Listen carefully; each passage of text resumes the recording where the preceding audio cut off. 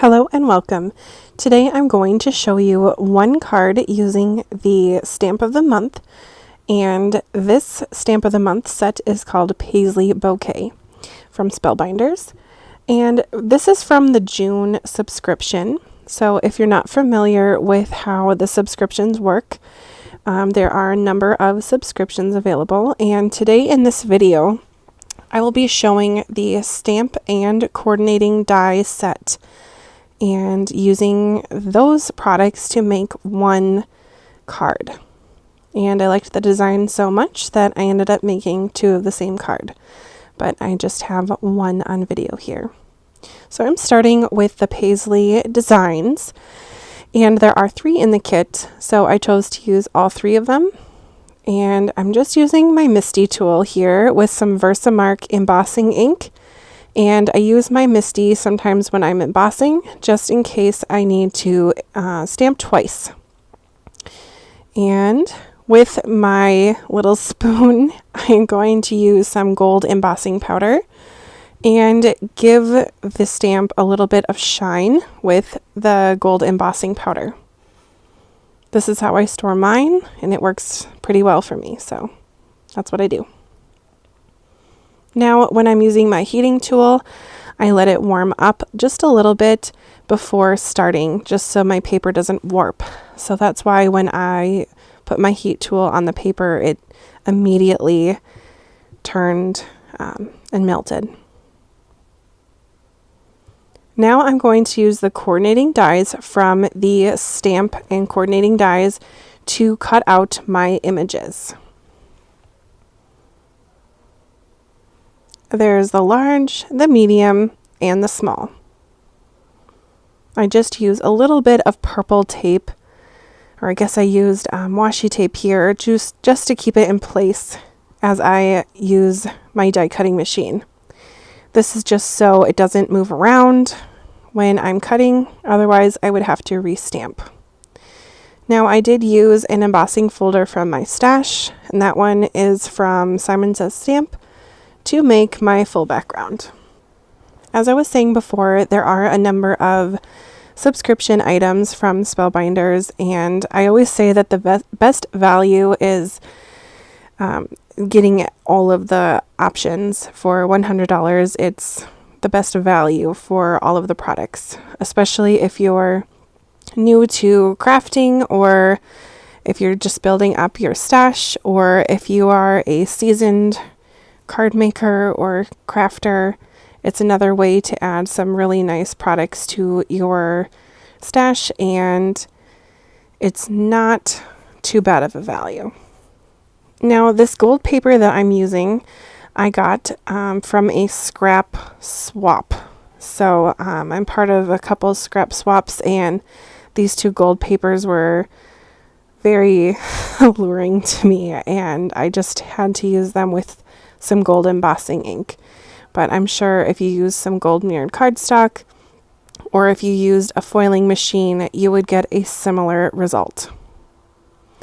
Now I'm going to put on some double-sided adhesive. I use an Easy Runner Grand, that's that red tape runner, onto my card base, and then I will put on my gold flecked paper. And this card is an A2 size card, so that means it is 5.5 by 4.25. And after that, I will take my liquid glue. I'm using my Barely Art liquid glue to adhere on my stamped images. And I'm very thankful that they have the coordinating dies that come with this stamp set, because I am not the best fussy cutter, and with all of the little edges, I think I would probably, I don't know if it would look very nice. So I'm thankful that it has the dies. With the dies, there are a few dies that cut out some of the sentiments, and you can use those to add a little flair to your card as well. And of course, I'm using a little bit of my pearl embellishments.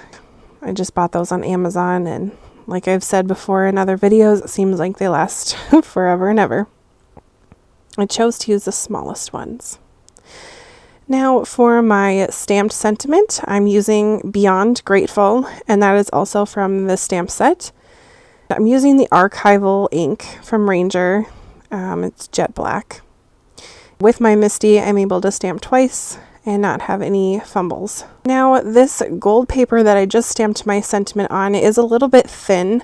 I don't know what it is made out of, but with paper that's a little bit thin, I sometimes like to beef it up and put something behind it because I don't want it to kind of crumble here or get pressed down when it's in an envelope or if it goes in the mail. So I'm just going to take a scrap of white paper, just kind of give it a little support.